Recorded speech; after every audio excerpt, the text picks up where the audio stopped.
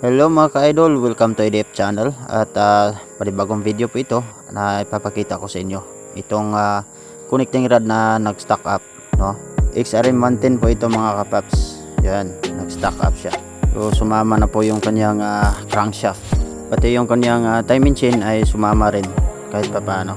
So ito po ay hindi na normal mga paps, nag-stock up na yung stick bearing nitong mismong connecting rod.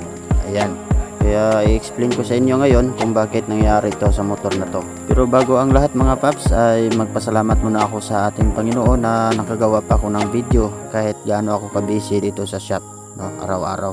Nakaya ko pang mag-vlog at nag-upload ng mga videos para dito sa mga kapwa natin na nangangailangan. At maraming salamat din sa inyo mga ka-idol sa walang sawang suporta dito sa aking channel. Shout out sa inyong lahat mga kapaps. Okay, so ngayon ay magpatuloy na tayo. Wala na tong intro mga ka-idol. So itong motor na to ay naubusan ng langis. Pinaka-importante po ang langis sa ating mga motor mga paps. Marami na po ang nagbayos dito sa amin na halos pareho lang po ang problema sa kanilang mga motor. Nag-stock up yung connecting rod dahil naubusan ng langis. So tulad nito, pati yung kaniyang cylinder block ay nagasgas na rin. Siyempre pag sirain na po itong ating connecting rod ay may tendency damay itong ating piston at magkaroon ng gasgas ang ating mga cylinder block. Baka magtanong kayo kung bakit nabawasan ang langis, ay baka yung makina natin ay hindi natin napansin na nagleaking na pala yung oil o langis sa ilalim ng ating makina. So silip-silip lang tayo mga paps, baka may basa na yung makina natin ay dapat natin masolusyonan yan para mawala yung leaking. So pangalawa ay baka nag-usok na yung motor nyo at hinayaan lang. So dapat wag nating hayaan kapag may usok. So ito mga paps, pati yung camlog niya ay medyo may tama na, no? Nag-overheat kasi ito mga paps. So ito na siya. Sana po maiwasan natin ng mga ganitong problema mga paps, no? So magastos po ito. At may isa pang problema dito mga paps sa kaniyang oil pump, na wala nang lumalabas na oil dito sa kaniyang head, no? So medyo may problema na rin itong kaniyang oil pump. So ito po yung labasan ng oil. So pati yung strainer niya ay i-check ko yan maya, baka barado na rin. So naubusan ng langis at may problema din sa oil pump. So ito yung tama ng piston dito sa cylinder block. Yun, kitang-kita mga paps. Okay? So yan siya. So paribor na to mga paps. Sabay na tong dalhin doon sa machine shop. Okay, so bali ito na po siya mga paps, no.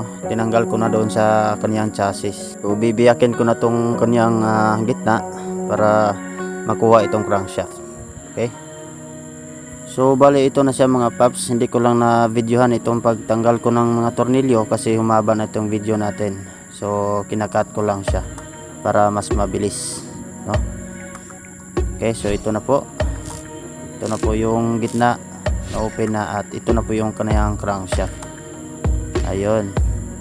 So yan po ang itsura niya sa gitna mga paps. So ayan na po, ito na po yung crankshaft, no? So kita nyo ang tigas.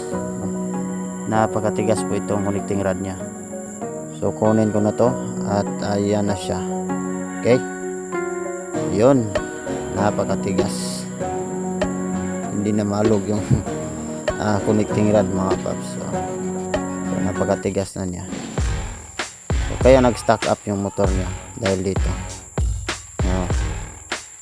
Okay, so handa ko na to para dalhin sa machine shop. Sama na rin itong kanyang block. Ayan. So okay na siya mga paps. So bali ganito po ako magbaklas ng makina mga paps. So nakabahig na yan lahat para pagbalik ko maya ay ready na, no? Hindi na tayo mahirapang maghanap ng mga pyesa. Shoutout pala kay bro Lindon Sevillejo. So siya po ito mga paps. Sine-check po niya yung connecting rod na tinanggal ko. Ayan. Okay, so hanggang dito lang muna ako mga paps. Maraming salamat.